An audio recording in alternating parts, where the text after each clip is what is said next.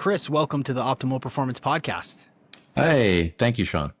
I have high hopes when the founder of a health company looks like a Chad. The square jaw, the big muscles, like clear skin, so Thank you. I appreciate that. I'm not the so-called fat cardiologist, right? Telling you what to do to be healthy for your heart, and then they're eating at McDonald's. Like I practice what I preach. So yeah, it's refreshing. I'm thankful for it. I'm going to dive in because I'm fascinated. I'm fascinated by the company, by the model, the approach, the detail, the scientific rigor that you guys have put into the platform. And so, I typically just sort of wing it, but I have a number of questions that I'll just kind of go through, and let's maybe start here. What was the origin story for you and Novos?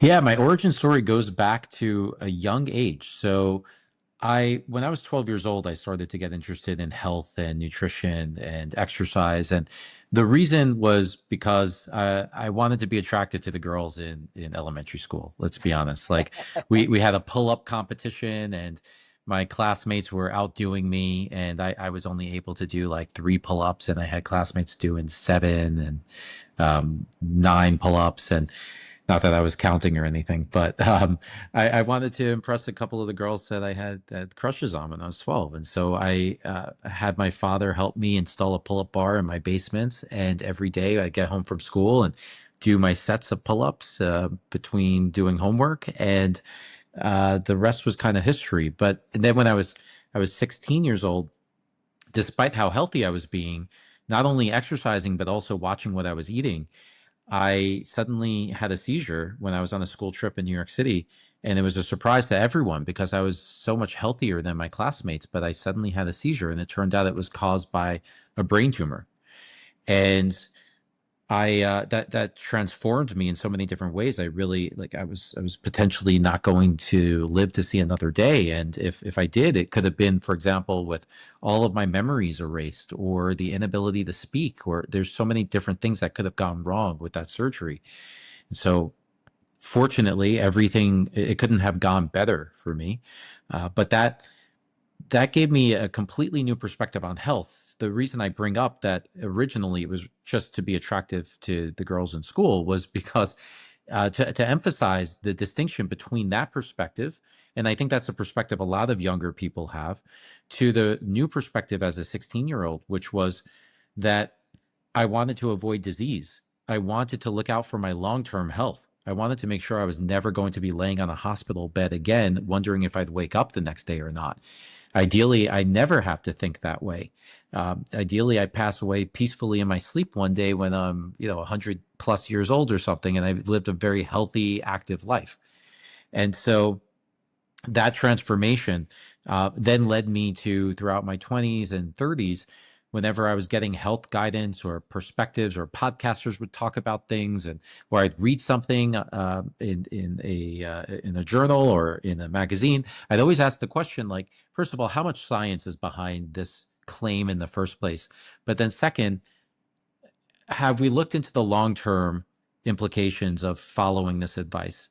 Like, a lot of things are really short-sighted. It's really focused on, lose weight for beach season, right? Or improve your libido, or improve your focus, or improve your drive, whatever it might be, but not really looking at what is the long-term implication of following that specific approach or that therapy.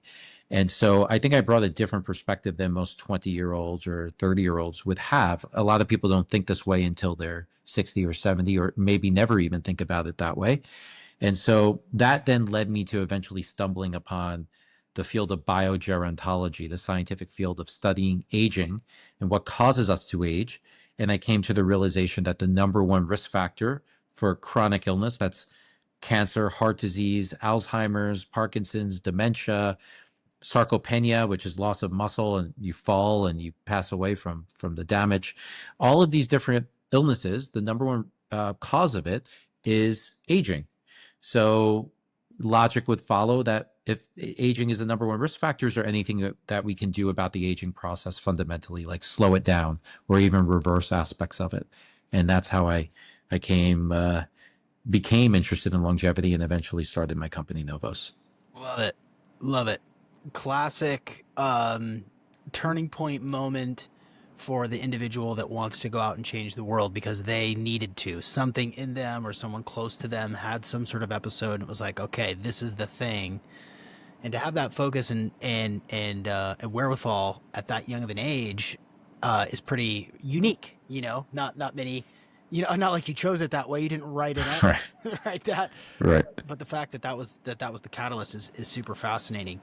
You th- in my world, this is one of the longest running biohacking podcasts on the internet. I'm the little engine that could, but I've seen the waves of different sort of futurists and longevity experts, and I've interviewed many of them and heard their sort of perspective. Do you have a age goal number? Are you like a 160 guy, or like do you think about it much? Yeah, I'm thinking about it actually as of yesterday because I'm starting to put out more social media content, and the producers gave me a video to react to, which was somebody saying that they're going to live forever, and I know that there's others saying that they're going to live to 180 and so on. And I'm realistic. First of all, we have, as of today, we have no way of reaching anything beyond 122 years. That is the longest lived person. Jean Calment from France.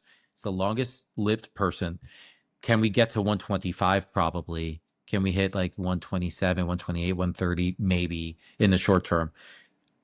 Can we potentially make enough innovations in the field of biogerontology and longevity interventions so that we can extend it to beyond 130 to 140, 150, 170, maybe even reaching what's known as longevity escape velocity, which means that we are uh, uh, extending lifespan at a faster rate than time is progressing. So you essentially could live in theory forever. Is that possible? In theory, it's possible, but the the the top longevity scientific minds in the field are quite distinct from the influencers who are making these claims. And they say straight out, like, we have no idea how we will achieve this. Like, there's this huge knowledge gap that we've got, right? And it's also oftentimes the people who are the least informed and least knowledgeable about a subject matter that they think they understand it far better than they actually do. I forgot that It's Occam's phenomenon. razor. No, it's a different one. It's two people's names, I believe. Um, maybe it'll come to me while we're talking, but I'm sure in the Dunning comments, Kruger. people. Dunning Kruger. Yes, yes, yes, yes.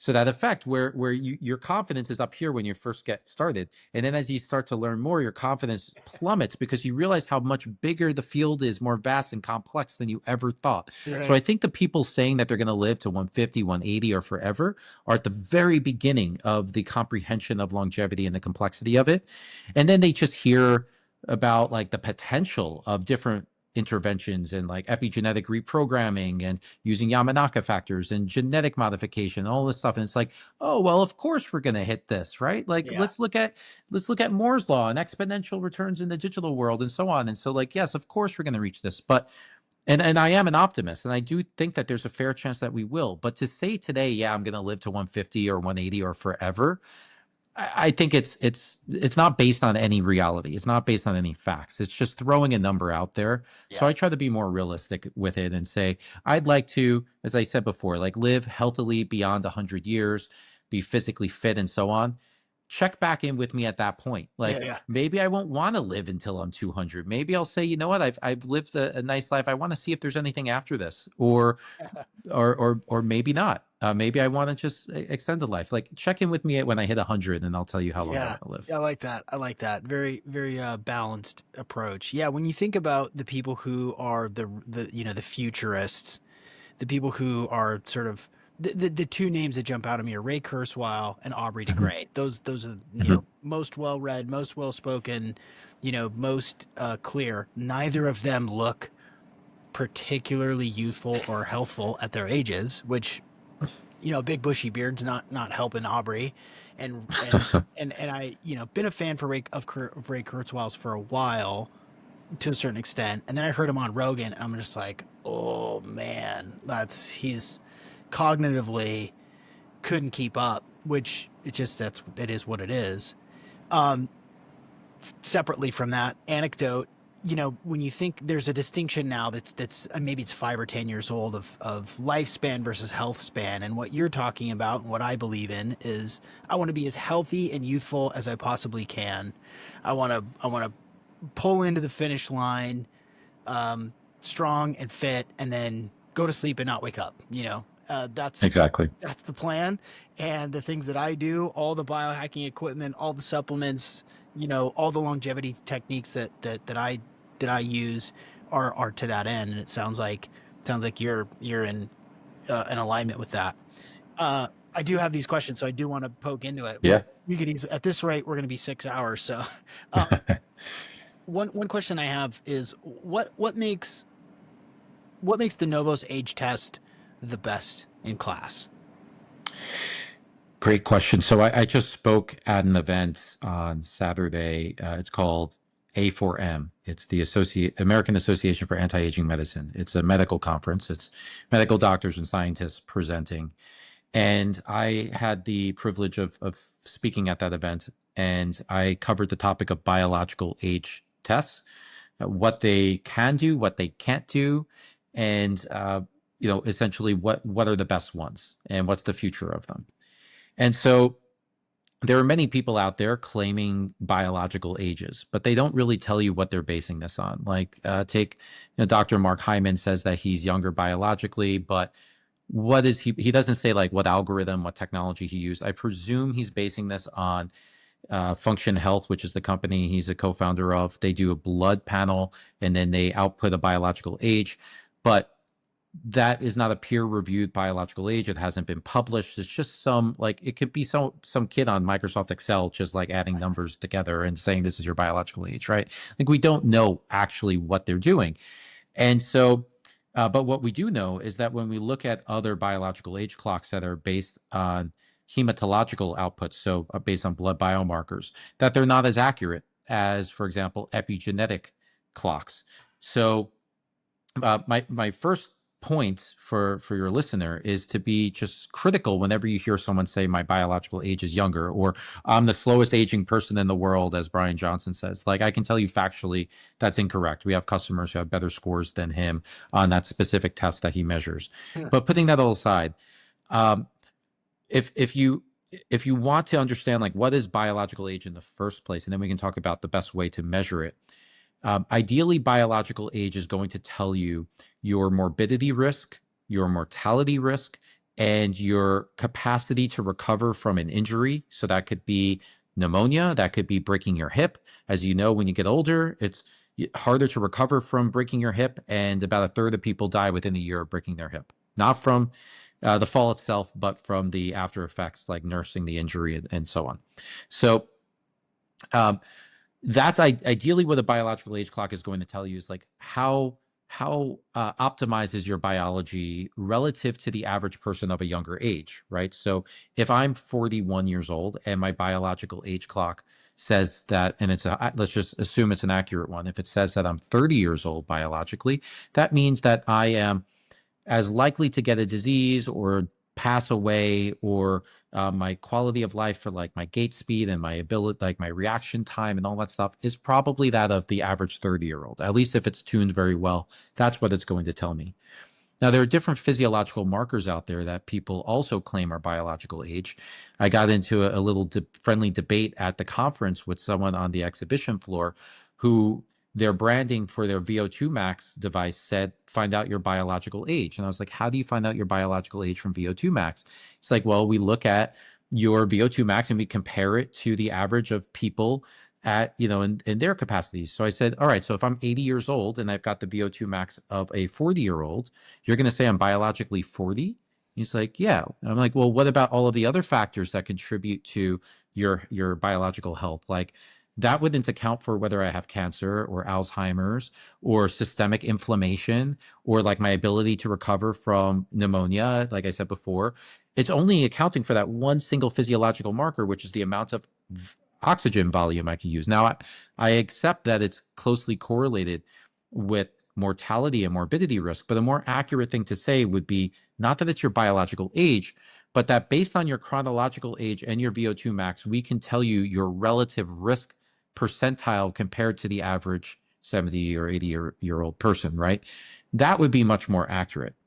So getting now to like what an accurate way is to measure, there's this whole field of science called omics, the omic sciences, and that includes genetics, epigenetics, transcriptomics, proteomics, metabolomics.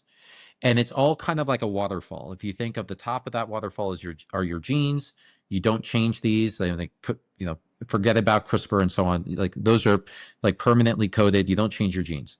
Then from there, you've got your transcriptome, right? So the transcription process with RNA to convert your DNA code essentially into proteins in the ribosome of our cells. So you're producing proteins, and proteins are the workhorses of our bodies. This is what prescription drugs are targeting, is either protein receptor sites or mimicking proteins, or they actually are proteins, because proteins are sending signals throughout our bodies. They're messenger molecules, they're enzymes to catalyze reactions, they're building blocks for tissues.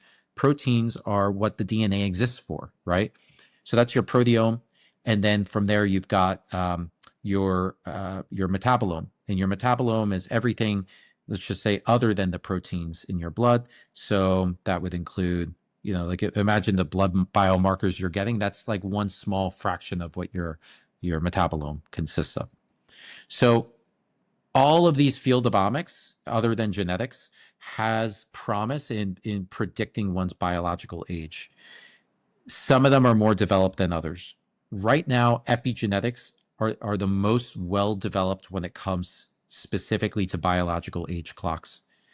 And even within epigenetics, there's different generations of clocks. Like first generation clocks came out more than a decade ago. Dr. Steve Horvath created the first one. The Horvath clock is trained on chronological age. That's what makes it first generation. So what's the use case for that? I mean, you have a license that tells you how old you are. So why do you need an expensive blood test to tell you how old you are, right? The only use case for that is for things like, for example, a crime scene, an investigation. You have the murderer's blood, and you want to estimate how old that person is chronologically, so you can narrow down the profile of the killer, right? Like that's one use case for it. But in the medical context, it really has no use case.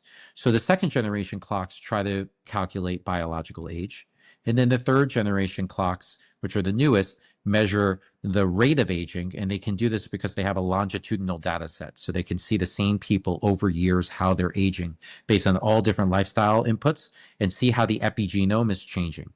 Your epigenome is essentially like, I think I skipped over it before, but the epigenome is like, if you have your genes, that's like piano keys. Your epigenome is the piano player who's determining what song to play from your genes, if you will. And the music, you could say, is like the proteome. It's the output of those genes or those keys. So, if you look at somebody's epigenome and how it's changing over time, it's going to change based on just the aging process, first of all, but then also your lifestyle and your environment. If you're eating unhealthy foods, if you're out in the sun too much, if you exercise too little or too much, all of these things are going to play a role in how your genes are expressing themselves. And so these algorithms are using technologies like elastic net regression, and they're able to then calculate how old you are biologically. So to your question, I know that's a long explanation, but like what makes what we're selling at Novos the best, it's because we are using the latest epigenetic clocks to measure. These are coming out of Columbia University, Duke University, Yale University. These aren't black box algorithms. They are published in academic literature.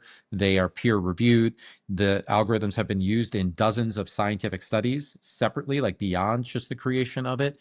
They've been used in diverse ethnicities, which is also important, and diverse age ranges as well, from childhood up till 90s and beyond. So all of that combined makes for a test that's highly accurate, highly precise, and highly adaptable, if you will, to different demographics. Interesting. Yeah, thank you for breaking that down, because I think it's important for that context, because there's a lot of platforms, just like the VO2 max as your biological age marker. There's Inside Tracker and Glycan Age, and it just seems like every time I do one of those, it's about the same number, but that's that data is now 5 or 6 or 7 years old, and it's like, okay, if there's more cutting edge measurements out there, that's something that you could definitely hang your hat on. Um, And glycan, and just by the way, like glycan age, for example, it looks at glycans, which is a measure of inflammation in the body. And inflammation is one of the 12 mechanisms of aging. So there's 12 biological root cause reasons why we age that have been identified. There's going to be more, but like these are the fundamental 12 that the scientific community has agreed upon, let's say. And like inflammation is just one of them. So glycans, yes, inflammation increases as we age. It's called inflammaging. And so glycans are going to be correlated with that aging process. But at the same time, you could live a super healthy lifestyle and your glycans can be low. And I've heard of people who are like in their mid 70s getting results that they're in their 30s. And it's like, well, no, you're clearly like that's just too big of a discrepancy. Let's be realistic here. Like so for that specific measurement, and if you're looking at inflammation, then yes, like use the glycan age test. But if you want to look at whole body systemic aging, I don't think that it's comprehensive enough to do that. yeah, well, I mean, what I'm picking up on, and what I think everyone else that's listening is picking up on, is the use of your use of the word realistic, which uh, is refreshing because in the world of clickbaity titles and snazzy marketing, it's easy to say, "Oh, this is what you should be concerned about. This is everything. This is the whole thing." Like Right. and it's like it doesn't pass the sniff test for people who are a little bit more discerning or a little bit more educated in this space. If it were easy enough to do blood work with Inside Tracker and look at my nutrition and say, "Oh, okay, this is how old you are on the inside." It's like, no, no, it's not. Right. It's Right. inadequate, right? Right. And to that point, like I'll even acknowledge that epigenetic tests are not perfect. They have imperfections. And so what we sell at Novos is the best that science currently has. But science is an evolving process and it will get increasingly good. So, for example, the algorithms in the epigenetic field will get improved. But imagine, for example, in the future, we have multiomics where we combine your proteomics and your epigenetics and have different algorithms that are kind of coming together to be able to then have an even more accurate output. So there's still room for improvement in all of this. So I'm not here to claim that epigenetic testing is perfect. It has its imperfections. But in terms of a North Star metric to see if overall your lifestyle is leading to improved health or worsened health, in the context of overall aging and overall biological health, I think that epigenetic tests are really powerful to be able to be that North Star or that compass for you to inform the decisions that you're making. Totally. Well, and an excellent example of that is, triathletes and bodybuilders look healthy, respectively, right? Lean, sinewy, you can run forever, chronic inflammation, guaranteed, Right. right? You're a Yep. bodybuilder, you've got 7% body fat, you're chiseled out of stone, but your heart is barely hanging on because you're pushing it so hard. And so it's Yep. it's not, it's not that simple. So while I've got you and while we're on the topic, if you could rattle off briefly the 12 mechanisms of aging that you guys Sure. use. Yeah. And it's not even like simply us using it. This is actually based on a scientific paper that I came across more than a decade ago, called Hallmarks of Aging. It was published in a prestigious journal known as Cell. And it, for the first time, tried to break down the fundamental mechanisms of the aging process. So they looked at hundreds of other scientific studies that investigated aging, and then they were able to start to categorize the different contributors to that aging process. And there are different criteria that are required to be considered something that is a mechanism of aging. Like, for example, one of them is that it needs to be something that starts to deteriorate over time as you get older, but also something that if you um, halt the deterioration or you restore it to a better state, it actually then leads to a longer, healthier life for the organism that's being studied. So any one of these, if you improve them, is going to improve health span and lifespan. So that's really critical to think about, because what I'll also mention is that when we created our first product, our flagship product, Novos Core, it was the very first product in the world to address all 12 of these simultaneously, with the hypothesis that if improving one of them is going to slow down the aging process, what if we did all 12? And the answer from the scientific community, including advisors of ours like Dr. George Church, who's a tenured professor at Harvard Medical School and MIT. He brought the dire wolf back. He's Oh, the chief geneticist behind that. oh, nice. Yeah, and Dr. David Sinclair, he gave me guidance when it was first just a concept, an idea. Dr. Matt Kaberlein, who's been on Tim Ferriss and Peter Attia for his work with rapamycin and the Dog Aging Project. All of them said, yes, this is probably the best way to impact the aging process, hypothetically speaking, with natural compounds. And nobody in the biotech world cares about that. And in the academic world, people are just focusing on like one or two mechanisms at a time for a number of reasons we won't go into. So with all of that said, that's the context for what these biological aging mechanisms are. But I'll just mention what they all are. Do you want me to define them as well, or just No, mention them? I think the listeners are going to be pretty hip to, senescent cells and what that means. So, Okay. if you could just briefly go through them. Sure. Sure. So mitochondrial dysfunction, very commonly known. Cellular senescence, you just mentioned. Loss of proteostasis. So this is the folding of the proteins and the cleanup of the proteins. Altered intercellular communication. So this is, our bodies are like these vast networks, and all of the cells need to communicate with each other, and that gets altered as we age. There's genomic instability. So this is what most people think of as DNA damage. This is what was the predominant theory for why we aged from the 1960s until like 2010. That's why everyone's like, oh, get your antioxidants and slow down your aging. Well, it turns out it's like 1/12 of the aging process. It's like there's a lot more to it than just that. There's epigenetic alterations. So this is where things like cellular reprogramming and Yamanaka factors and this, like Dr. David Sinclair, who I mentioned earlier at Harvard, is well known for talking about this topic, but it's essentially being able to coerce older cells to become younger again. You can go all the way back to like embryonic stem cell state, pluripotent stem cells, just by using enzymes on the cells. So that's there's a lot of potential behind that one specifically. Telomere shortening, so the protective end caps of our chromosomes that protect our DNA, they get shorter with each cellular division. Deregulated nutrient sensing, so as we're consuming different foods and nutrients, or we're not consuming foods and nutrients, different biological pathways turn on and off. So it's things like AMPK, AMP kinase, or mTOR, IGF-1 signaling. These are nutrient sensing pathways. There's stem cell exhaustion. We have fewer, and the ones that we have don't make perfect copies anymore as we get older. I mentioned earlier inflammaging, the chronic increase in inflammation as we get older. There's disabled autophagy, so the process of cellular cleanup where we're recycling our cells and their components.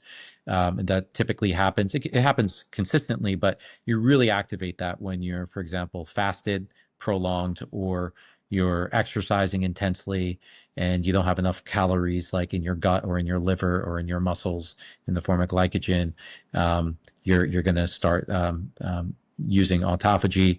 And then dysbiosis, microbiome dysbiosis. So our microbiome, you have fewer species, and the species you have are not as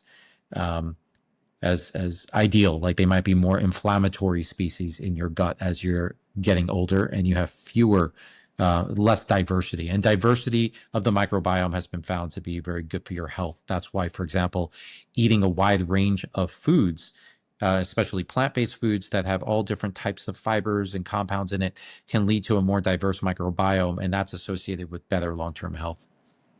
Great. Great.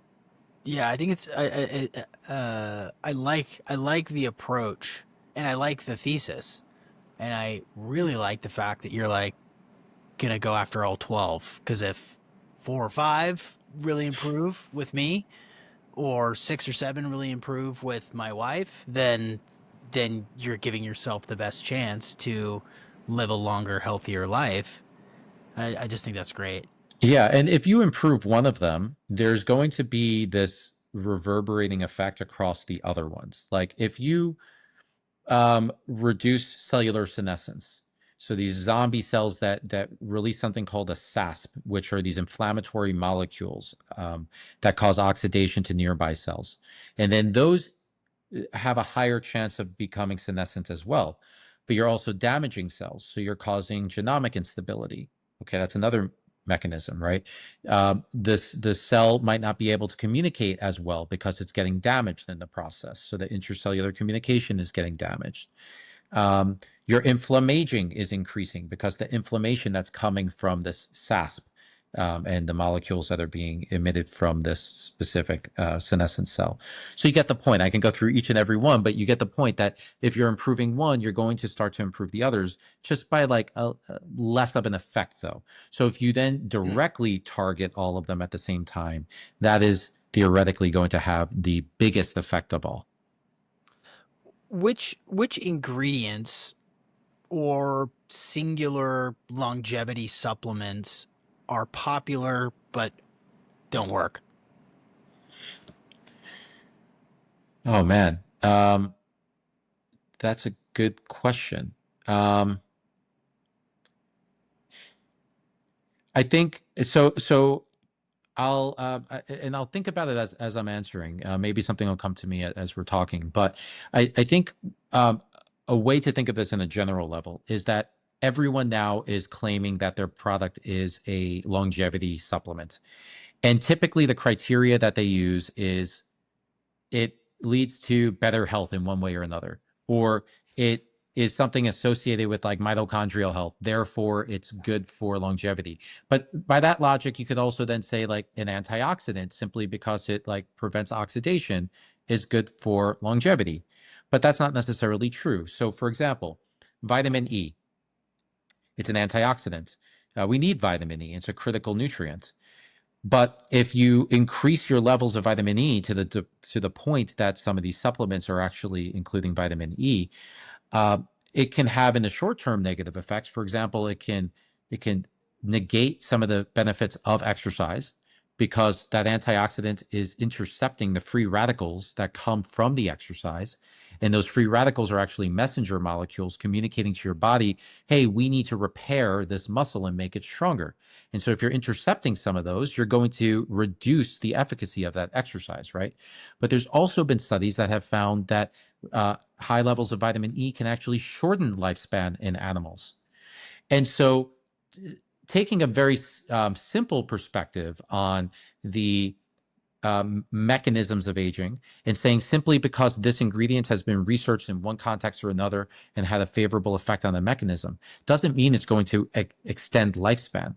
And so, to that point, every single ingredient that we included in the Novos core formula has been found in multiple animal studies to improve lifespan.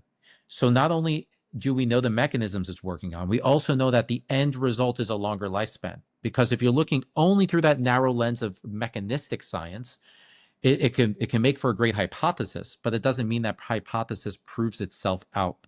So I would answer your question on a general level in the sense that there are many, many different supplements out there that are claimed to be longevity supplements that are actually not. And the definition I would ascribe to it being a longevity supplement is that it is shown to extend health span and or lifespan, ideally in humans, but that's hard, at least on the lifespan side in humans.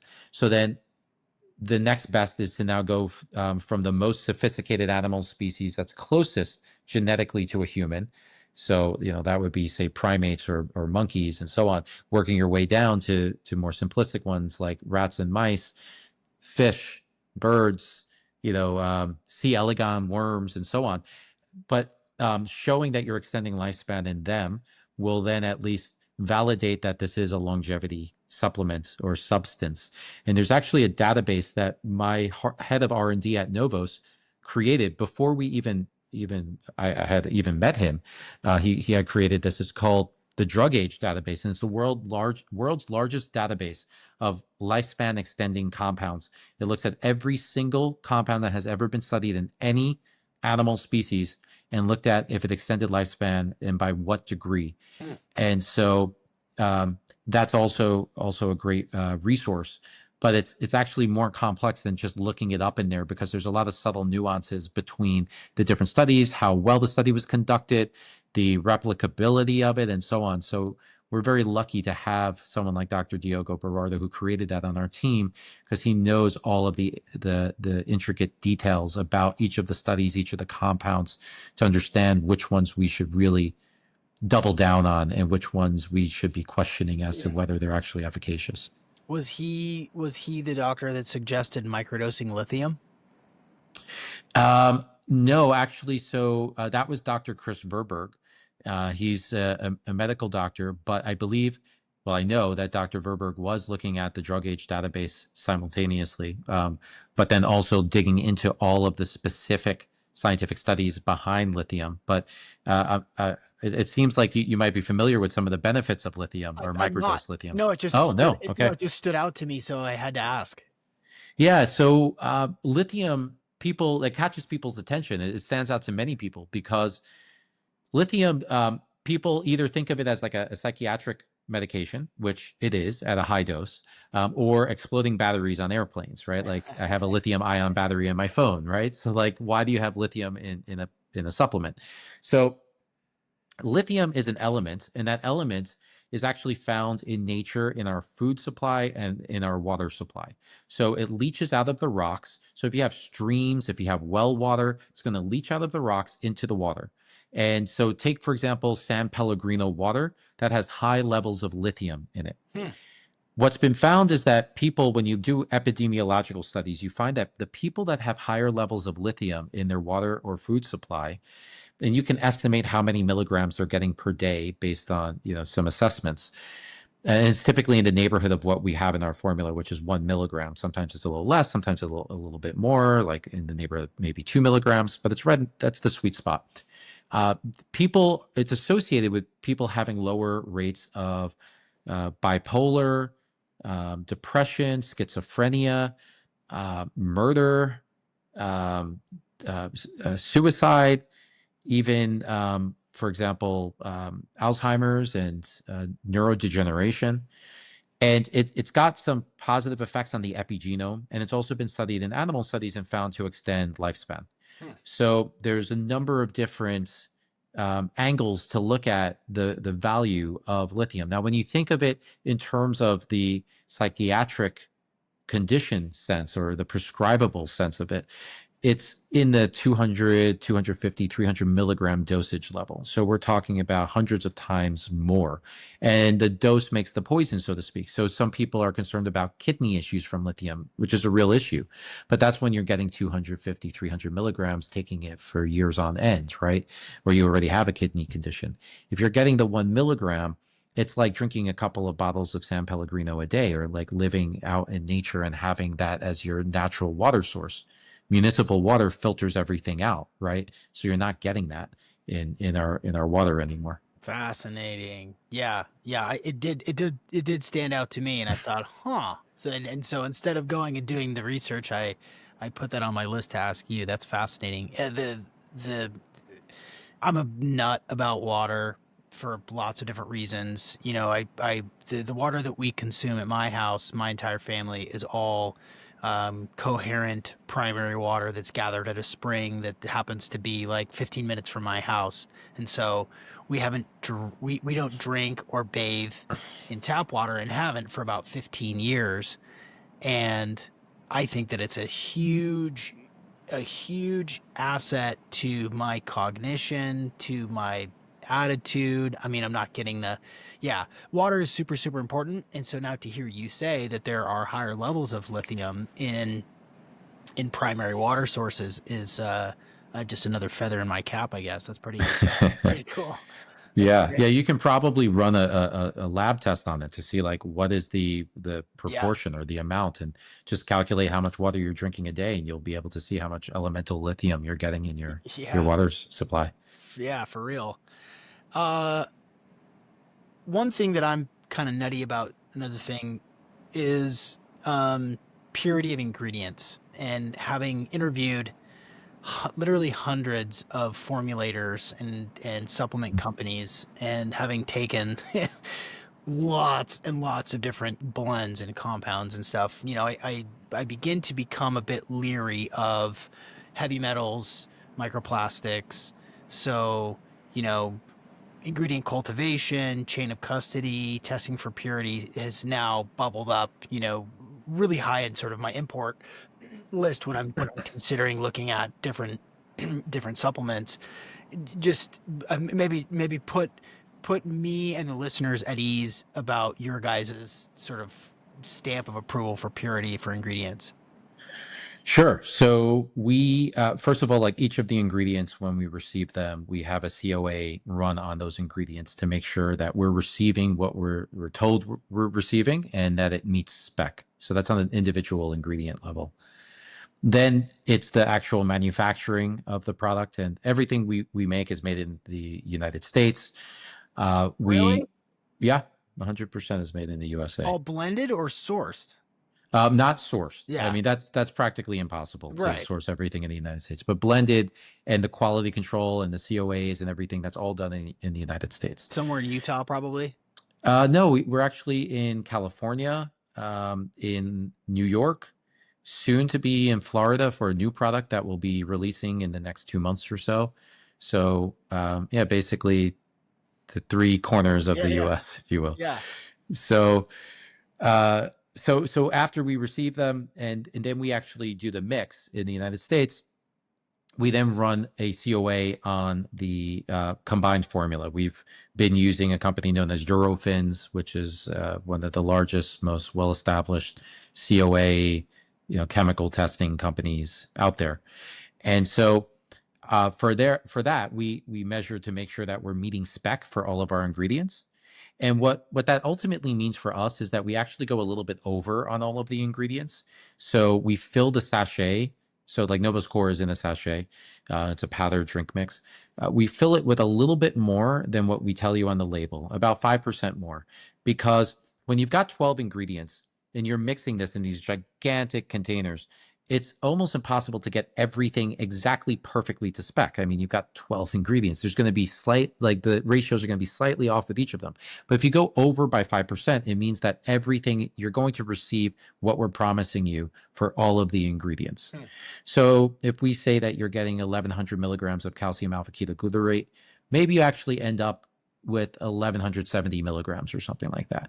But it's all still within the safe range. And if anything, you're getting a little bit more for your money than what we're actually printing on the label. Oh, Then we measure again the heavy metals, we measure microbiology, and we make sure that we are below all of the standards for all of that.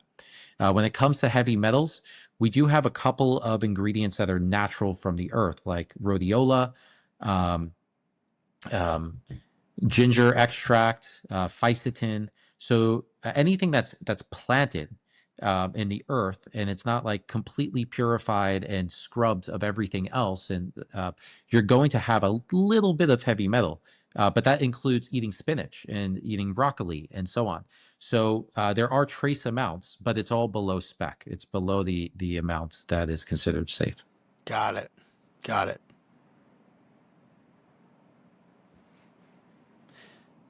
Share with me some feedback that you've gotten from people who have taken the different products that you provide. Sure. So we've got three products: Novos Core, Novos Vital, Novos Boost, and then a fourth product on the way. Novos Core is the foundational product I mentioned, targeting the 12 mechanisms of aging. It's a daily drink mix. Novos Vital is a daily chew. It's like a gummy, but it's packed with a lot more ingredients than a typical gummy has, and it doesn't have traditional sugar. It uses a very specific type of sugar called trehalose, and trehalose is found in mushrooms, for example, and it actually activates the process of autophagy. Autophagy is what I mentioned as one of the mechanisms of aging, where you're recycling your old cells that are breaking down. And that formula targets organs that decline as we age. So that's specifically your brain, eyes, heart, liver, kidneys, muscle, and gut. So things like the detoxification process from your liver and your kidneys, your cardiovascular system with your heart. That's like nattokinase, for example, we have in that formula. Um, so that's our second product, and you take 4 chews per day. It's got a full serving of apple cider vinegar, and I assure you it tastes far better than actual apple cider vinegar does in water. And then the third product is NMN. It's a product called Novos Boost. So NMN is a precursor for NAD+. And so the feedback that we receive. So first of all, 81% of our customers report that they experience at least one benefit within 2 weeks of using our products. And the most commonly reported benefits, I'll take Novos Core because that's our foundational product. The most commonly reported benefits are either improvements in sleep, energy, calmness or mood, cognition, and skin health. So, and there's explanations for all of that. Like, for example, improvements in calmness. Well, the microdose of lithium, the magnesium, the L-theanine, and the rhodiola rosea, all of those combined can lead to people feeling a little bit more calm and a little bit more present. And then that ultimately leads to like better cognition as well.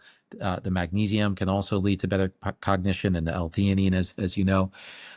In terms of the improved skin health, we have glycine. Glycine is a building block of collagen.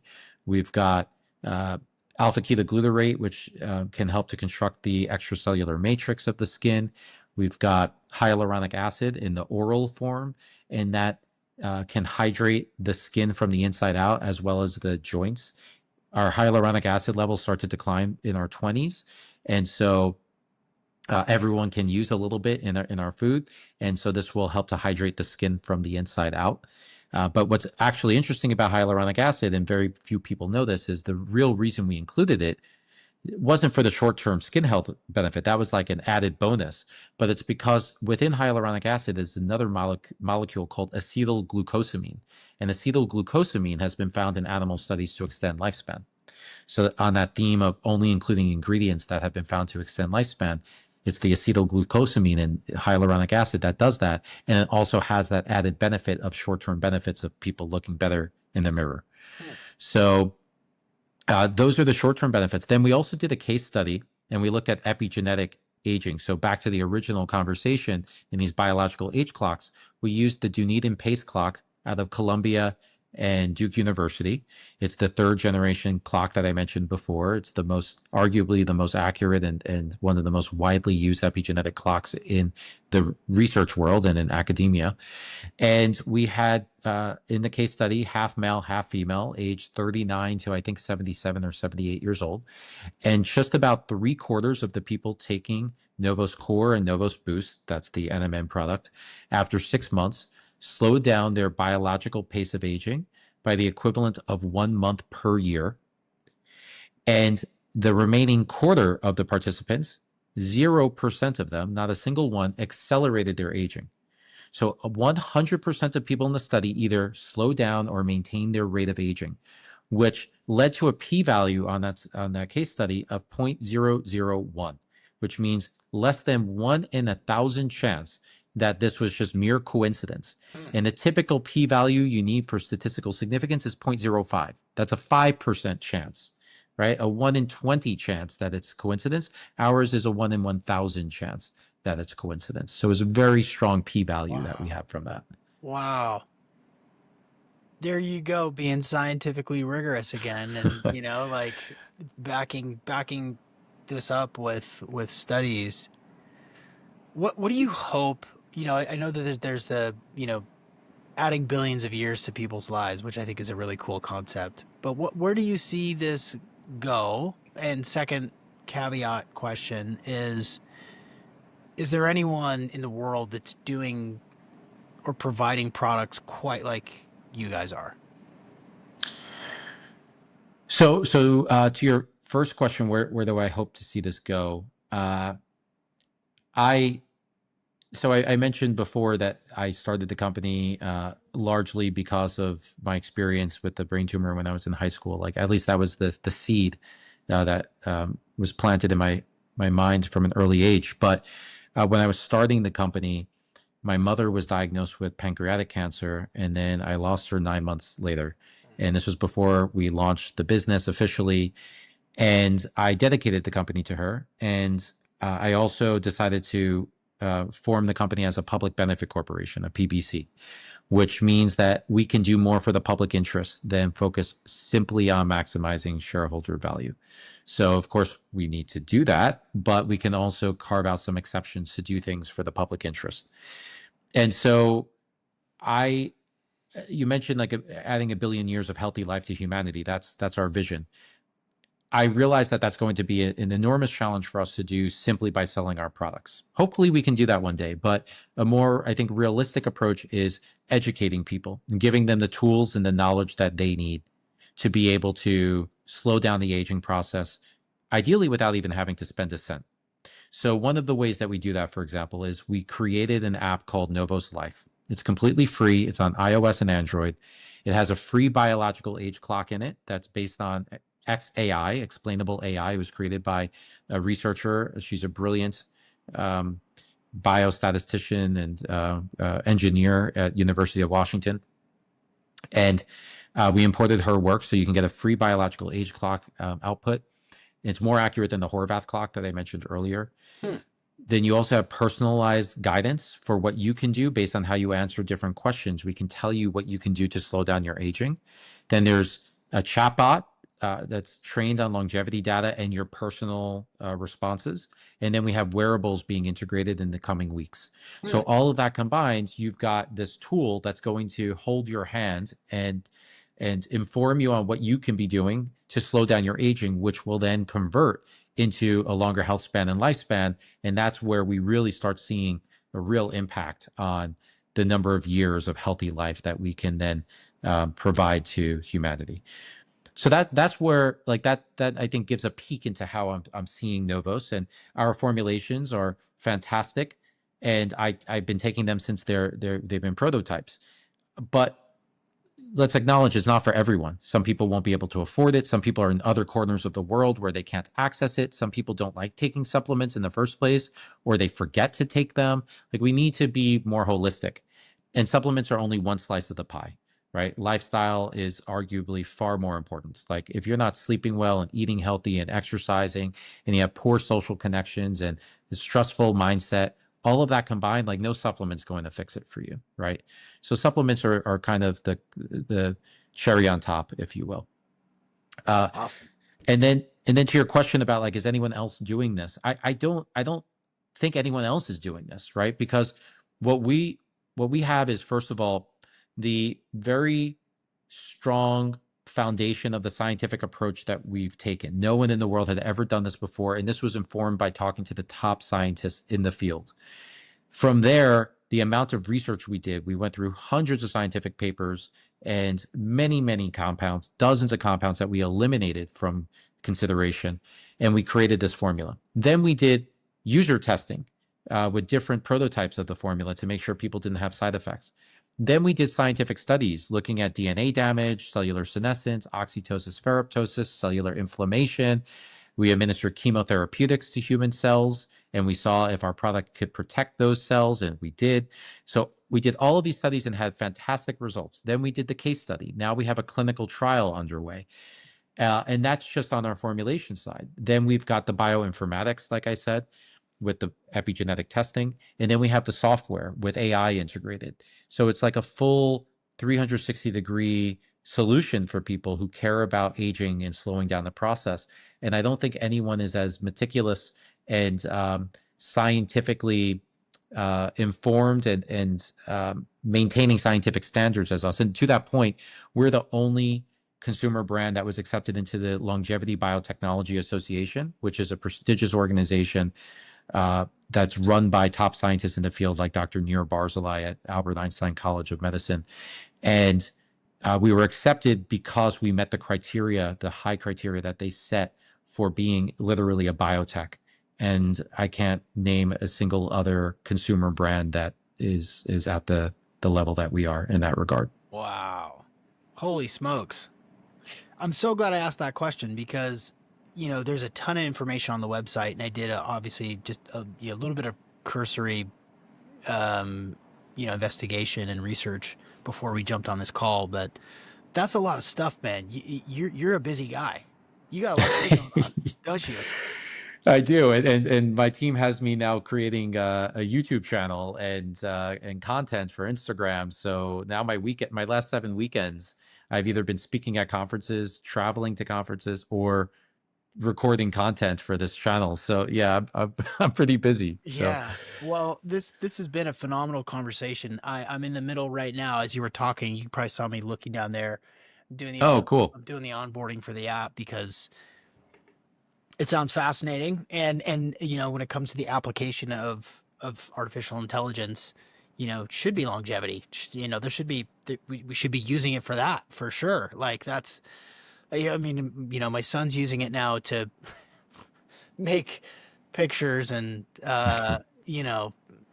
do research for papers and stuff like that. But this to me seems like just a robust offering that you guys are putting forth, and fascinating stuff. So um, before I ask the final question, which is a fill in the blank question that I've asked hundreds of times, Okay. uh, what would you have people do if they're like, cool, this sounds great, I want to learn more, I want to get involved, where should they go on the internet? Yeah, so I'd say if you want to learn more about our product line, novoslabs.com. If you're interested in reading about the topic of longevity, including things from like quite basic to PhD level advanced, we have a blog, and it's got a wide range of content and sophistication levels. So it's novoslabs.com/blog.